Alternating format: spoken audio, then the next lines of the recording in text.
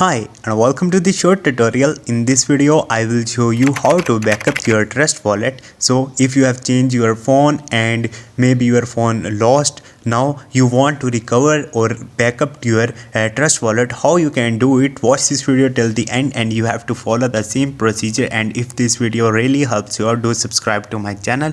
So whenever we create a new wallet, Trust wallet give us a seed, so you have to save this seeds somewhere. So this is basically help you to backup your Trust wallet. So let's suppose you have this phrase and you want to get back your old account. So simply go back and you have to click on the I already have a wallet.